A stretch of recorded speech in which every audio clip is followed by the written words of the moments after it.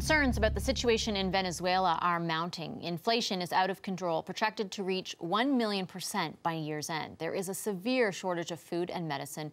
More than 1,000,000 people have fled the country, desperate to survive. Meanwhile, the world watches and weighs its options. The U.S. has threatened military intervention, and today, Canada did not officially oppose such intervention when it decided not to sign a joint statement with a group of American nations known as the Lima Group. So, how should Canada proceed?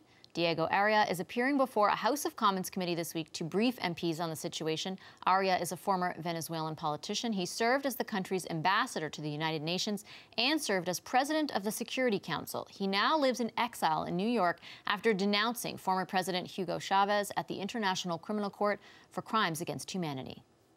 Diego Arria joins me now. Hi, Mr. Arria. Nice to see you. I'm very happy to be here. Thank you, Ashish. Thank you for being here. I appreciate it. So you're here to testify before both the Senate Committee on Foreign Affairs and the House Committee. What message do you bring with you? You know, the issue is about the human rights situation in my country, which is an understatement of the situation. It's a monumental tragedy which we're going through in the country and outside the country. You know, it's an exodus of Venezuelans, about 4 million people in the last couple of years. And so what specific concerns are you hoping to bring to their attention? Do you think, for example, that the government of Canada is paying enough attention, doing enough? The Canadian government has been extremely strong in the support of our people to rescue our freedom. In fact, the foreign minister has been extremely clear in the meetings of the Organization of American States. And we hope that they will continue to support us because Canada has taken a very strong position regarding what they understand. We don't have a government. Venezuela has morphed into a narco state. So in order to evaluate our situation, you have to think in different terms. There's a gang of criminal gangs who have actually captured the country. This is the reality. So it is a very unusual case in international relations to have a group of people who control narco-trafficking in charge of a country. We've been covering it a lot more over the past little while, and the question I keep asking myself with everyone I interview is, you know, the government there is refusing aid. You describe how it's not really a government, how it's something completely different. So how does the international community, I mean, this crisis has been unfolding over, as you mentioned, a few years. How can the international community affect change? You know, for many years we suffered the lack of solidarity of the international community. That has changed in the last, I would say, 5 years. And I would say it's actually thanks to a man, the Secretary General of the Organization of American States, who was courageous enough to bring to the fore our tragedy and the catastrophe, really, of Venezuela. Since then, things have changed. Canada has been part of that movement. And there are so many issues, I know, in the international community to take a look at our case. But today, it's not a Venezuelan case. We have become a regional threat to actually peace and stability in the region, because you have a country that could become a sort of an Afghanistan with oil. Venezuela has the biggest, largest oil reserves in the world. So it was an extremely rich country, has been destroyed by this regime. It is a clear danger to all of us. So that, I believe, it will become increasingly of more concern, we hope, in the region. How important do you think oil is to the, in the end, sort of, as I said, affecting change? I ask because the United States under President Trump has had some pretty strong rhetoric, criticism of the government there and of what's happening there, even threatened possible military intervention. But at the same time, they still rely on imports of Venezuelan oil. Well, actually, the only real income that Venezuela has comes from what he calls the American empire.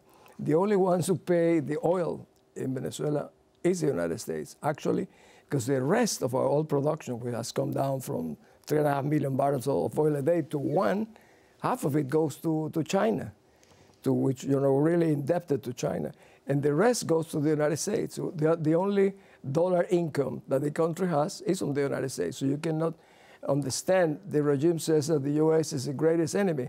Well, it's a very generous enemy because it keeps buying the oil. So what? But I'm wondering if the fact that it keeps buying the oil deflates its message or its threat against the administration. Yes. Yeah, I know. Private oil considerations are part of the scheme, but nevertheless, no other American president has been more forceful than President Trump in the case of Venezuela. On the case of Venezuela, it specifically has been clear, strong, imposing sanctions. And like you said before, he said all the options are on the table, including a military one. We'll never be able to rescue our country on our own.